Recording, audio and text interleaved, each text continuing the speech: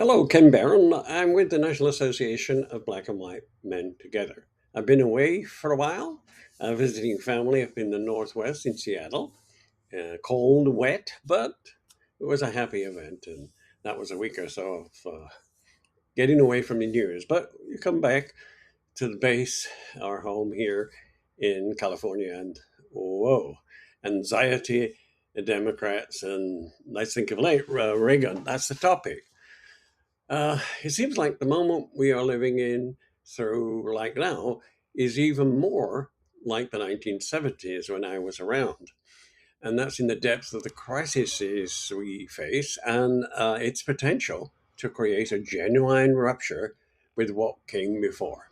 I remember Ronald Reagan in the United States and Margaret Thatcher in Britain.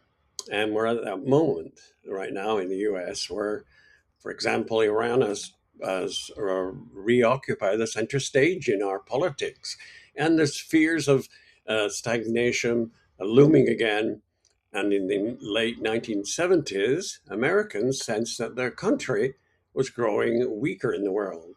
Vietnam, the Soviet invasion of Afghanistan, and the Iranian hostage crisis. Today, there is a war and an economy without seemingly a coherent strategy or clear objectives. The University of Michigan's consumer sentiment hit its lowest point in more than 70 years, and the IMF warned on Tuesday that war in the Middle East could slow growth and fuel inflation, and that would risk a global recession. Voter discontent is a normal part of democracy, of course, but what we saw when I was around and other people in the 1970s and what we're seeing now is a distinctive form with a comprehensive loss of faith in the future, a collapse of respect for our governing institutions, and an alarm that American influence in the world is doomed to diminish. The Democrats are called upon now to make the leap past our problems. Perhaps they need to ask themselves, what would Reagan do? Although I'm not a fan of Reagan, anyone seeking to change our trajectory can learn a lot from his understanding of the political imperatives and the possibility of his movement. Democrats can't win by just opposing the president. Specific proposals grow out of what needs fixing. A place to start: commitments to end corruption of the current administration, its favoritism towards a select group of very wealthy people.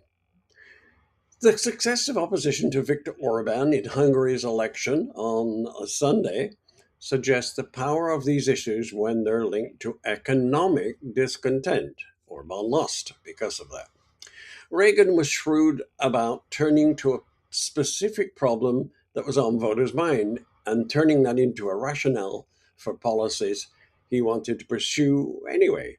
He made the gas lines Americans hated into a case for deregulation in the fossil fuel industry. While this may not work now, it should be a winning point for gasoline at the pump. Like now, Reagan used stagflation to argue for tax cuts tilted towards the wealthy. Neither policy was necessarily popular then and even now. The way inflation was driving people into higher tax brackets and rising property taxes helped make his supply side approach sound positively populist. But Reagan noted that in time of crisis, the public is inclined to say, above all, try something. In Democratic campaigns last year, they used public concerns about higher prices to make a case for government action in areas such as healthcare, childcare, housing, and the cost of electricity. Voters don't usually make a foreign policy a priority, but they do sense when the country is in trouble in the world. That's how they felt in 1980, and it's now how they feel here in the US.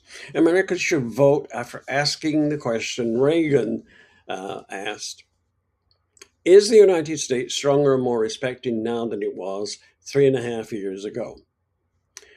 is the world a safer place in which we live? Then ask, are you spending more on essentials than before? I'm glad to be back, and I'm glad that you're listening to this podcast, which is on where you probably get your podcasts, like Apple Podcasts, Google Play, and the like. We're on Facebook, we're on Instagram, and our main website is nabwmt.org. And you can email us there at nabwmt.org. And thank you for listening. We appreciate it.